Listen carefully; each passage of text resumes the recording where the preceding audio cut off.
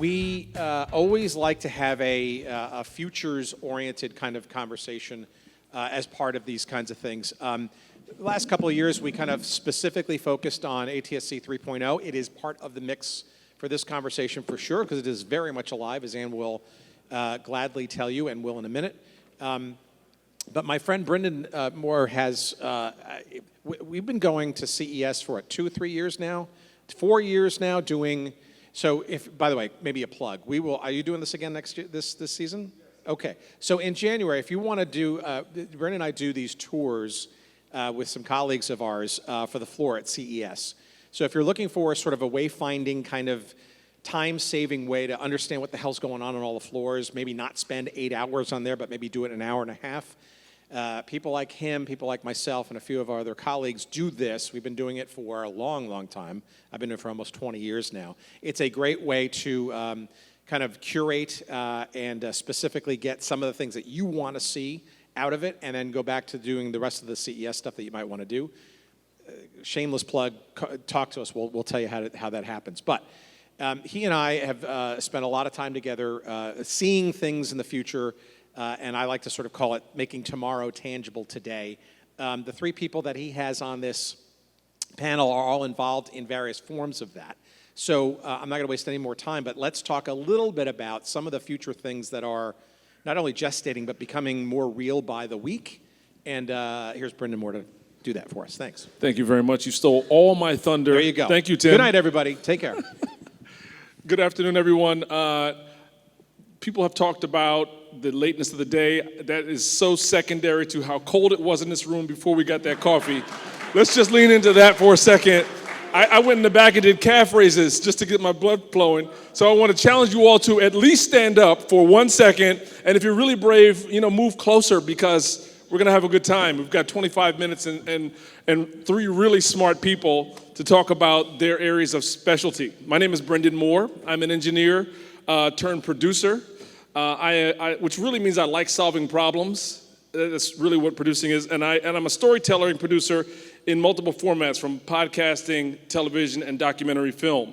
I'm also really into community. I try to solve every problem with some community aspect involved.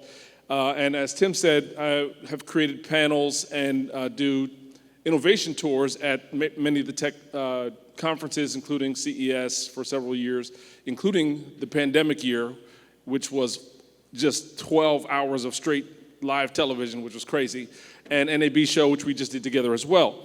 I do have a podcast called The Black Futurist. It's because I know a lot of really smart people, and I ask them one question. When, Chris, you're really successful, 10, 20, 100 years down the line, how does your success change our world? And that's going to be my first question to you.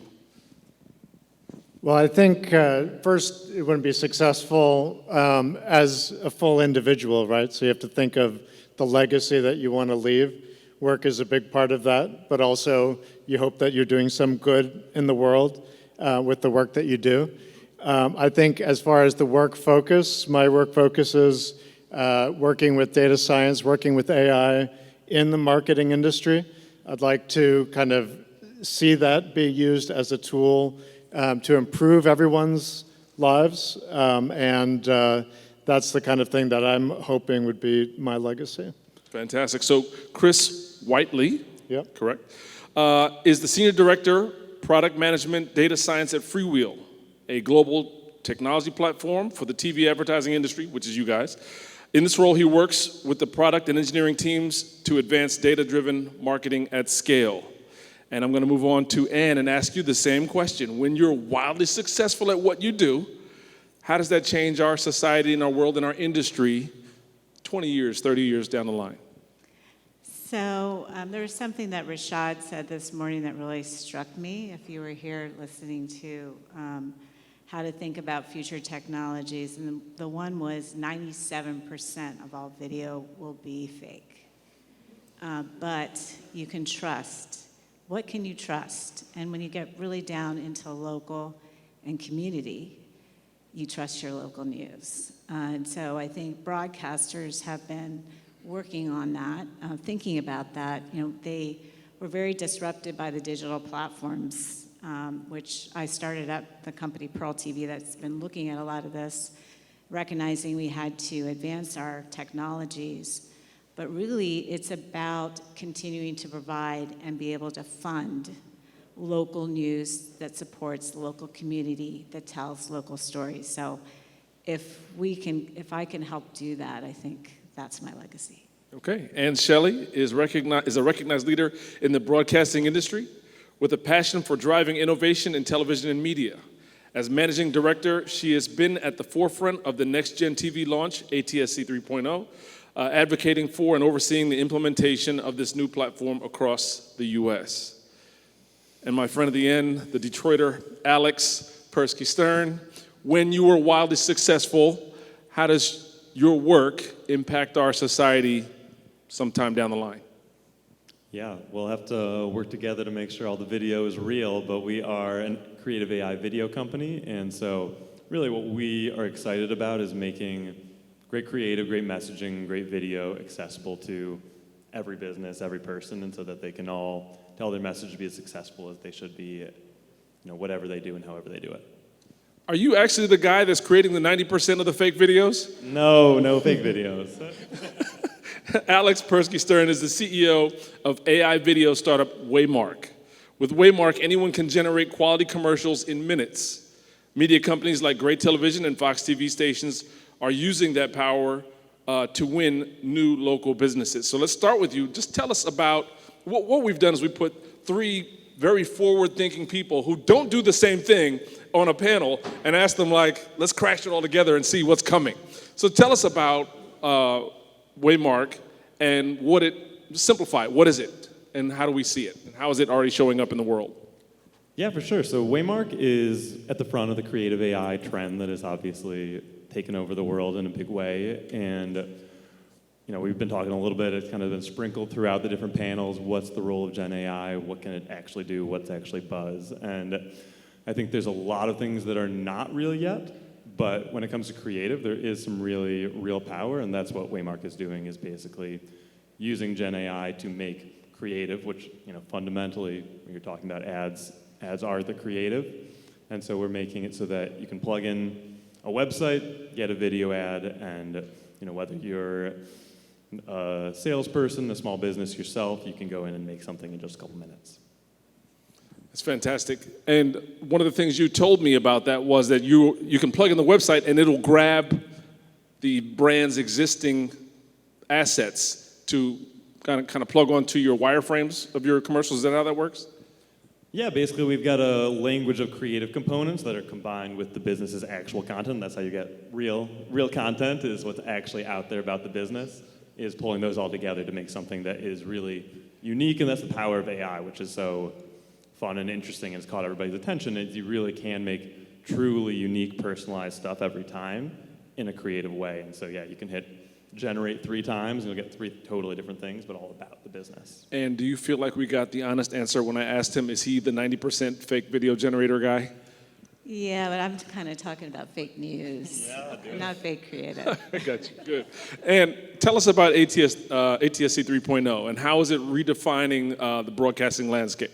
Sure, so it's a fundamental shift in broadcast technology that is much more robust, way more versatile, but it brings together both the traditional broadcast over-the-air service with broadband IP.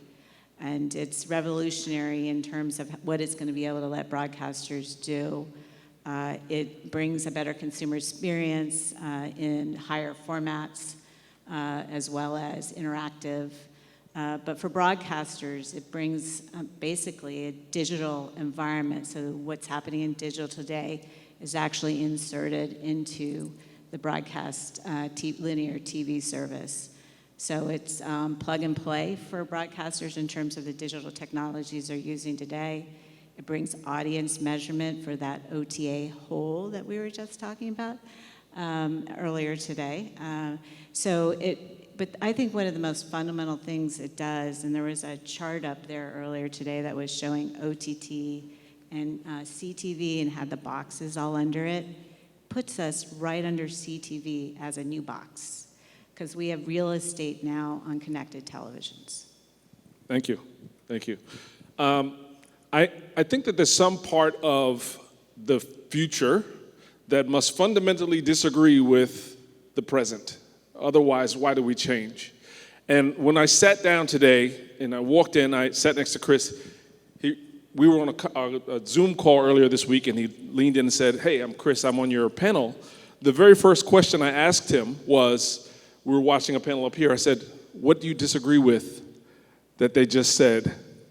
Because you're a data scientist, and your work aims at kind of revolutionizing the way that we advertise or the way that we kind of target and things like that. So talk about that. Talk about your work, and how does your work revolutionize television advertising? Sure, and to give some context there, that comment was about the media plans, like say using AI to generate a media plan, and that some agencies might be worried about losing control in that process, right? So I think if you take a data science-oriented approach to this, the question you would raise is, well, what if you generated your media plan by the machine as it stands today, and you compared that with what the agency did, either standalone or in conjunction with that media plan, and then you actually looked at the performance afterwards on a variety of different marketer objectives. And then you could compare how each one did.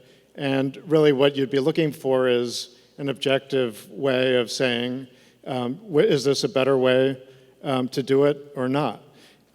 So all the work that we're doing is taking that science-oriented approach to data-driven premium video advertising. So we work across the different free will products. We look to see how data could be used within the products to advance things like audience-driven buying, which has been proven to be more effective than some of the other means of advertising. So that's really what we're trying to do, whether it's in lookalike modeling, or it's in forecasting, or in optimization. We're trying to bring data, we're trying to bring models to these problems and look at before and after the results. We kind of act as a proof of concept group, may not know if it's going to work or not. We may look at a problem for several months, and then if it seems to work, the solution, kind of then take it on to the next step in product development. Okay. Question for you all. What skills, this was actually you authored this question, what skills will be important for media professionals in tomorrow's environment based on what you know from learning from each other and from your own work? If you were talking to a family whose child is in high school, maybe considering going to school, what should they be considering studying, or what should they learn? What are the new skills? Well, the new skills have been like essentially degrees in data science or data engineering, and customized careers like working as a machine learning engineer. I think at this point you have to look at some of the developments in OpenAI and other models that some of the Gen AI companies are coming with, and question, is deep technical skills the way that you want to go? I think there's always going to be a need for that. But even more important now is, like, if you're a domain expert, you could do things that you might not have been able to do just a year or two ago. I mean, there's just incredible innovation in that space. And just some of the recent announcements from OpenAI, they're saying that a non-developer could essentially create a customized GPT system to address some questions within a domain. So I think the answer is more like what do you want? You're going to your first question. What impact do you want to make in your industry or in the world? And then know the landscape of tools that you could use to potentially do that, and then experiment with those tools. Same question to you two. based on, is there anything, because you got to look, is there anything that you think we are, as existing professionals, any new skills we're needing to adopt in order to not just keep up, but stay ahead? Yeah, so I was listening to Rashad intently, just, about his arc of constantly being curious and constantly exploring new technologies. You talk about Twitter. I came out of the wireless industry and back in the day, but always did the same thing when digital wireless came out, when data came out, when, always constantly. I think we're in that time now where with AI, I have 2 kids. A daughter is in law school, and I keep saying, aren't you going to get disintermediated, and one who's in college, and I'm like, I don't know what to tell him. I mean, this is so fast-paced. So I think his words were really, truly hit me, because that's how I've been able to go from a wireless industry not knowing anything about broadcast. So I've been constantly curious about how do these newer technologies sort of help to drive change, and to just be curious about them. And so I don't know where things are going. I think these are great tools. I use them to be more productive. I think that you can do more rapid development, faster testing, be faster to fail, which is a good thing. But anyway, I don't know. I mean, that's a fair answer.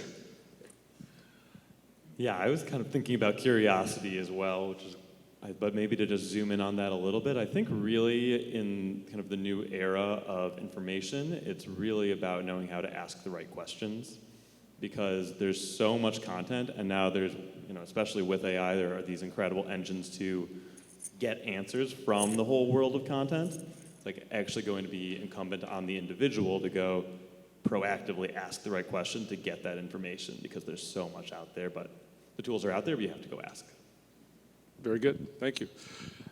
I was watching this college professor talking about, it was on social, so it hit me this morning, sent to me by a really smart guy, and he said for the final for his course, he instructed his students to use AI to answer the question that he posed. Choose a question on the paper, use AI to answer it. So right there, he's already foiled half of them, because they were probably going to do it on the sneak anyway. And then the actual question was, now I'm going to evaluate you on you telling me what the AI got wrong.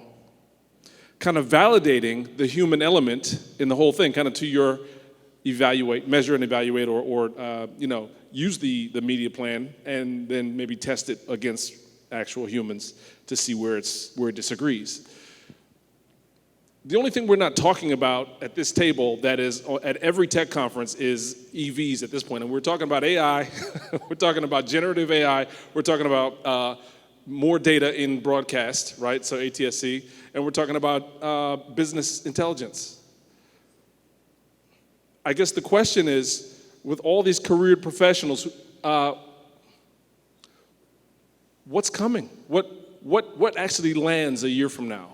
What do you, if you just give a wild guess, where do we end up? What are we talking about a year from today at this same table? The elections.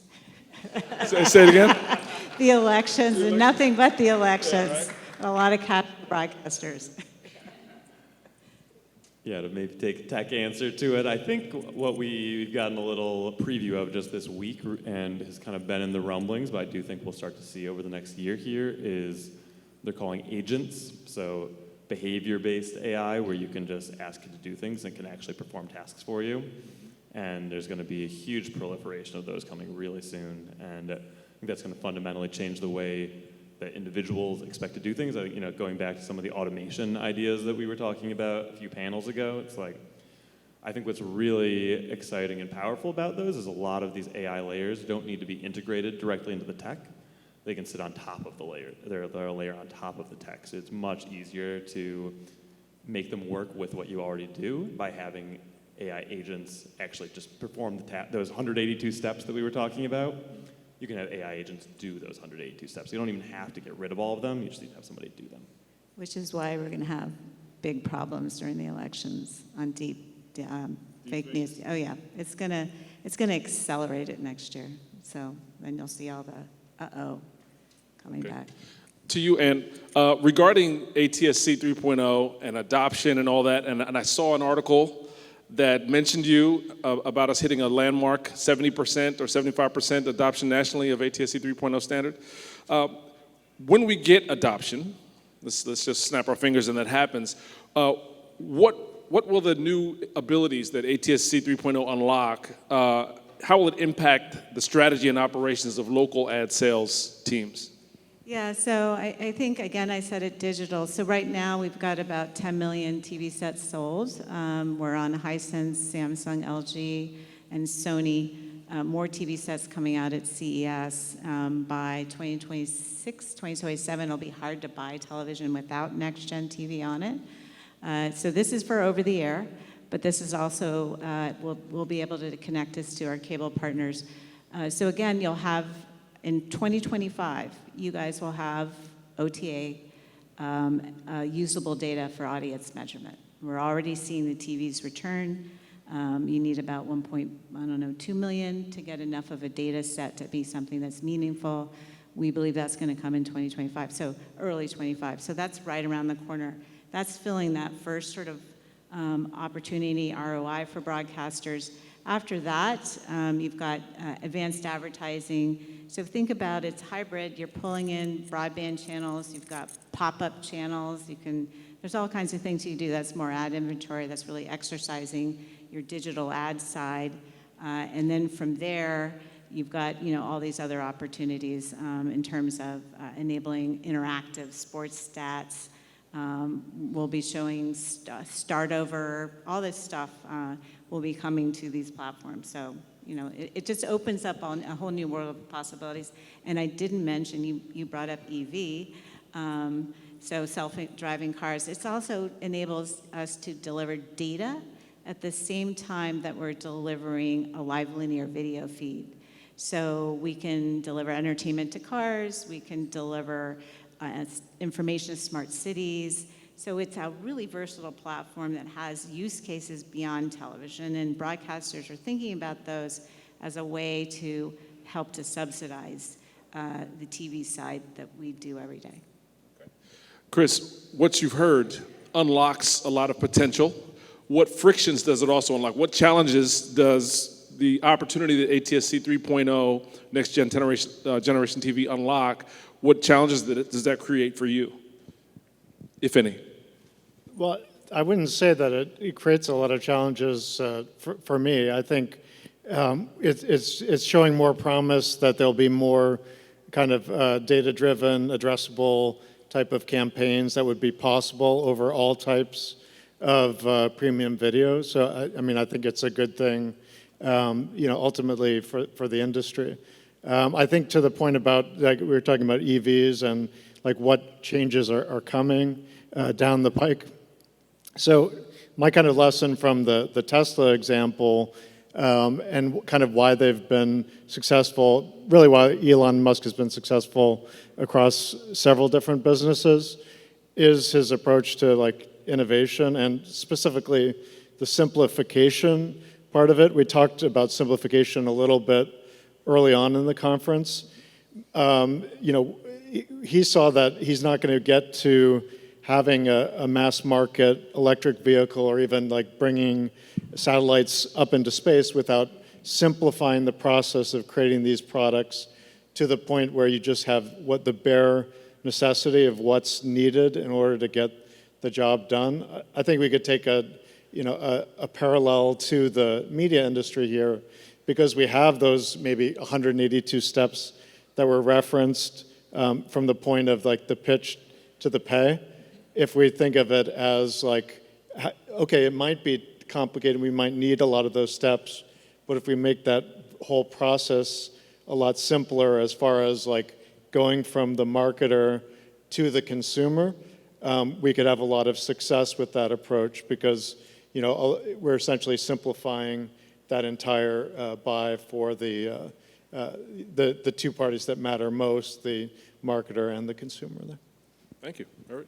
Listen, when I first spoke to these incredible people, I told them I am way more a fan of roundtable discussions than panel discussions. So I want to open up the round table to everyone here. If you have any questions, lob them out. Definitely be a part of the conversation because I think it'll take us in new directions that maybe I haven't even thought of. Is there anyone who has any questions for any of our panelists?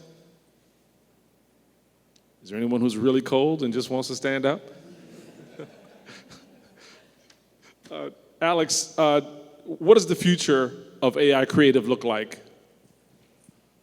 It's going to get really good. It's happening fast, and it is already getting, improved a ton over the last year. And, I think, to even speak more broadly than just AI creative and just kind of think about it in general, I think what is so, we're here at the Media Ad Sales Summit, and you think about like the revenue growth that we really need to see as an industry and trying to truly bring in new revenue streams. I think some of the thing that is so exciting about AI is it's brand new and everybody's really on equal footing. So everybody's just getting started, and there is an opportunity for people to, both the big tech firms and everybody in this room to take advantage of all the different opportunities. I think AI creative is one of them. That's obviously where we've made our bet, but I loved hearing Jen from Nextstar talk earlier about like AI market research that's helping drive new opportunities as well. And I think just kind of there's so much that's going to come into really not just incremental, but major growth that everybody's feeling the need for